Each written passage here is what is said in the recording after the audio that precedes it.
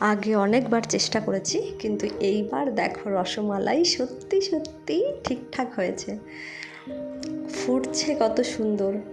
আর এদিকে আমাদের মালাইটা রেডি হয়ে গেছে। অতনুদার কথা মতন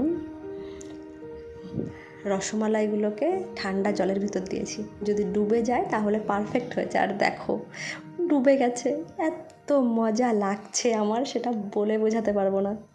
আর কতটা নরম হয়েছে দেখো, সুন্দর নরম তুলতুলে রসমালাই হয়ে গেছে। এটাকে মালাইয়ের ভিতরে দিয়ে দেবো। সত্যি বলছি, আমি এত খুশি হয়েছি বলে বোঝাতে পারবো না। প্রথমবার আমি মিষ্টি, তারপরে আবার সব থেকে প্রিয় রসমালাই বানাতে পেরেছি। খুব মজা লাগছে, খুব। দেখো রেডি হয়ে গেছে, ফ্রিজ থেকে বের করে ঠান্ডা ঠান্ডা। আমার কাছে ভালো পাত্র নেই, সেই জন্য ছোটো একটা বাটিতে রাখছি।